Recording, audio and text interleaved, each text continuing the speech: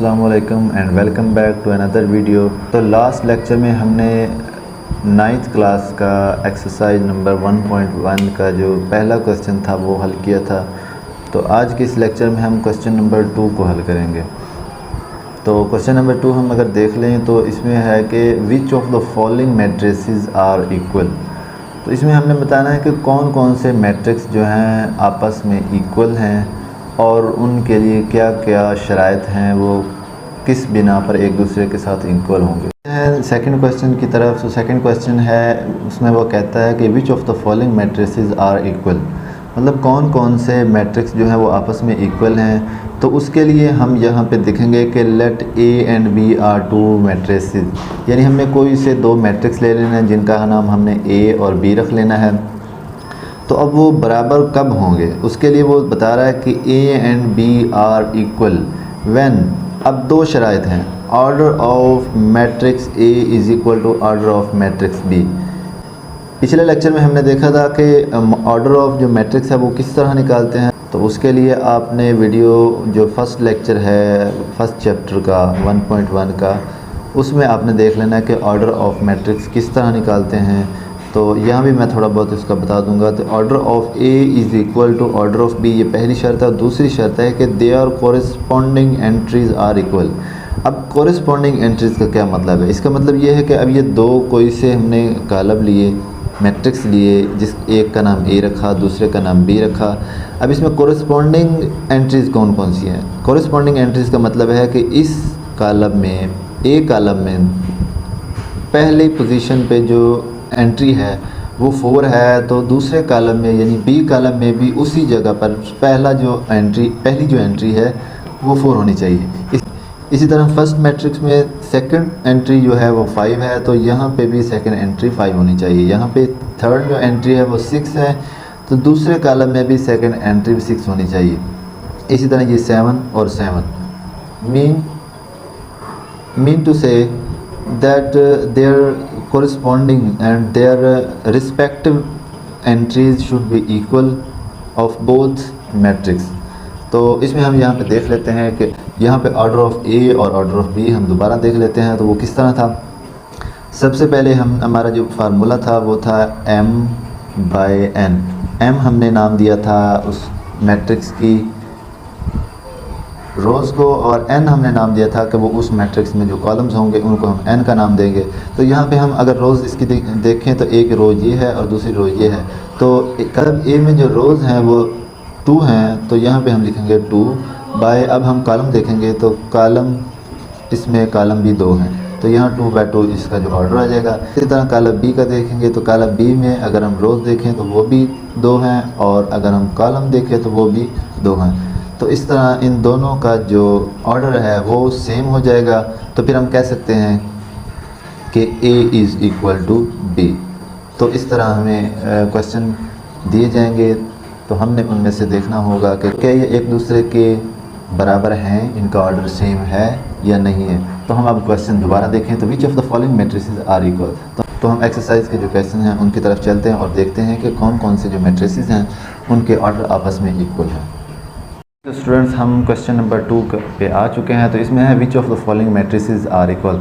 तो ये matrices question number 2 के दिए गए हैं। तो इसमें हमने देखना है कि कौन कौन से मैट्रिसेस इनमें हैं जिनके जो एंट्रीज़ हैं वो भी सेम हैं और दूसरा उनका ऑर्डर भी सेम है। तो हम क्वेश्चन नंबर पहले 1 को देखेंगे। ए मैट्रिक्स का हमने देखना है कि इसका ऑर्डर कितना है। तो इसका ऑर्डर 1 और 1, यानी 1 रो है और 1 कॉलम है, और इसकी जो एंट्री है वो 3 है। तो हमने सारे मैट्रिक्स में देखना है कि 3 किस कॉलम में दिया गया है, किस मैट्रिक्स में दिया गया है। तो हम यहाँ पे देखेंगे ये 3 5 है, ये भी नहीं मैच कर रहा। तो ये सी हम देखेंगे। सी है 5 - 2। 5 - 2 का क्या मतलब है? 5 में से 2 को जब माइनस करेंगे तो 3 बन जाएगा। इसे जब हम जब हम हल करेंगे तो हम देखेंगे कि 5 - 2 3 बन जाएगा।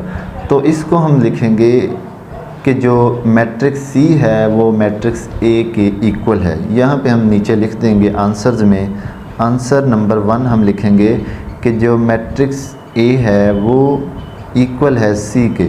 अब हम नेक्स्ट देखेंगे कि नेक्स्ट अगर कोई और मैट्रिक्स ए के साथ रिलेट करता है तो हम उसे भी उसके बराबर कर देंगे। तो क्वेश्चन ई का जो ऑर्डर है वो भी नहीं सेम, एफ़ का भी नहीं सेम, जी का भी नहीं सेम, एच का भी नहीं सेम और आई और जे का भी इसके साथ सेम नहीं है। तो इसके साथ हमारा जो फाइनल आंसर होगा वो है answer 1 is equal to A is equal to C. तो ये हम कर देंगे। अब आंसर 2 हमने करना है। तो आंसर 2 हम देखेंगे बी को अब हमने ले लेना। अब बी का हमने ऑर्डर जब देखना है तो ऑर्डर इसका होगा 1/2, 1 रो 2 कॉलम्स। अब 1/2 इसका ऑर्डर है तो हमने अब देखना है बाकी मैट्रिक्स में कि किसका इसके साथ ऑर्डर और करस्पॉन्डिंग जो एलिमेंट्स हैं, एंट्रीज़ हैं, वो मैच कर रही हैं। तो हम देखेंगे कि सी तो ए के साथ कर रहा था। डी अब देखेंगे, डी का एक रो है और 2 कॉलम है, मतलब इसका ऑर्डर जो है बी के साथ सेम है, लेकिन इसकी एंट्री सेम नहीं है। यहाँ पे पहली एंट्री 3 है और यहाँ पे पहली एंट्री 5 है, तो ये इसके इक्वल नहीं होगा। हम नेक्स्ट देखेंगे, नेक्स्ट ई का भी इसके साथ सेम नहीं होगा। एफ़ का भी नहीं सेम, क्योंकि एफ़ में 2 रोज़ हैं और 1 कॉलम है और यहाँ पे 1 रो और 2 कॉलम है। हमें 1 रो और 2 कॉलम वाला चाहिए। अब हम जी को देखते हैं। जी में अगर देखेंगे तो 3 - 1 जो है वो 2 हो जाएगा और 3 + 3 6 हो जाएगा, यानी 2 और 6। तो यहाँ पे 3 और 5 हमें चाहिए और ना इसका ऑर्डर मैच करता और ना इसकी एंट्री, तो एच का भी इसके साथ मैच नहीं करता। अब हम नेक्स्ट आएंगे आई के ऊपर। अब हम आई को देखेंगे कि आई इज़ इक्वल टू 3 और 3 + 5, मतलब 3 + 5 अगर हम करें तो 5 वो बन सकता है और यहाँ पे 3, तो हम इसको मैच करेंगे। तो पहली एंट्री जो है वो 3 है और 3 + 2 है वो भी 5 बन जाएगा। इसका मतलब जब हम इसे हल करेंगे तो इसकी 1 रो और 2 कॉलम हो जाएंगे। तो क्या चला कि जो बी का जो ऑर्डर है वो आई के साथ मैच कर रहा है। तो हम यहाँ पे लिखेंगे बी इज़ इक्वल टू आई, मतलब बी का जो ऑर्डर है वो आई के साथ मैच कर रहा है। और इसके बाद हम जे को देखेंगे तो जे का भी मैच नहीं कर रहा है। इसके बाद हम सी को देखेंगे। सी पहले चूँकि हल हो चुका है। फिर हम डी को देख लेंगे। डी में हमारे पास जो रोज़ हैं वो 1 है और कॉलम्स 2 हैं। तो यहाँ पे डी का किसी के साथ भी मैच नहीं हुआ तो डी को हम वैसे ही छोड़ देंगे। तो उसके बाद नेक्स्ट आ जाएगा आंसर नंबर 3 को हम खाली छोड़ देंगे। उसके बाद आंसर नंबर 4 जो है वो हम करेंगे। तो आंसर नंबर 4 पे हम देखेंगे। अब ई का फर्स्ट ऑफ ऑल ऑर्डर क्या है, 2/2। 2/2 हम देखेंगे कि किसका ऑर्डर है। तो 2/2 एच का भी है और इसके जो एंट्रीज़ हैं वो भी सेम है। 4 है, यहाँ पे 0 है, सेकंड पे 0 है, थर्ड पोजीशन पे 6 है, तो यहाँ पे 6 है और 2 और 2, यानी इसकी जो एंट्रीज़ हैं वो भी सेम हैं और इसका ऑर्डर भी सेम है। तो हम यहाँ पे फिर लिख सकते हैं कि जो ई है, ई इज़ इक्वल टू एच। अब हम नेक्स्ट देखेंगे कि नेक्स्ट ई किसके साथ मैच हो रहा है। तो आई के साथ भी नहीं हो रहा। अब यहाँ पे हम जे को देखेंगे। जे में क्या है, 2 + 2 यहाँ पे 4 बन जाएगा। यहाँ पे 2 - 2 देखेंगे तो वो 0 बन जाएगा। यहाँ पे भी 0 है, यहाँ पे भी, यहाँ 2 + 4 जब हम करेंगे तो वो 6 हो जाएगा। यहाँ पे भी 6 है थर्ड पोजीशन पे और यहाँ पे हम 2 + 0 करेंगे तो वो 2 ही आंसर आएगा। तो इसका मतलब ये है कि ई, एच और जे आपस में क्या हैं, इक्वल हैं। E is equal to H and H is equal to J. हम इसी को इस तरह भी लिख सकते हैं, E is equal to H and J, इस तरह भी लिख सकते हैं और इस तरह भी लिख सकते हैं। तो नेक्स्ट हमारे पास एफ़ आ जाता है, जिसका जो हम एंट्रीज देखेंगे 2 और 6 है। पहले हम देख लेंगे कि 2 और 6 और किस में बन रहा है। तो 2 और 6 यहाँ पे बन रहा है। तो और इसके बाद इसका हम ऑर्डर देखेंगे तो ऑर्डर है 2/1। तो यहाँ पे भी हम देखेंगे जी का 2/1 बनेगा। वो किस तरह, 3 - 1 जब हम करेंगे तो यहाँ पे आंसर इसका आएगा 2, ठीक है। और 3 + 3 जब हम करेंगे तो इसका आंसर आ जाएगा 6। मीन्स टू से यहाँ पे पहली एंट्री 2 है, यहाँ पे भी 2 बन जाएगी और यहाँ पे 6 है, तो यहाँ 3 + 3 भी 6 हो गया। 3 + 3 ये भी 6 हो जाएगा। तो इसका मतलब क्या हुआ, f इज़ इक्वल टू, हम यहाँ पे लिखेंगे f, आंसर नंबर 5 का f इज़ इक्वल टू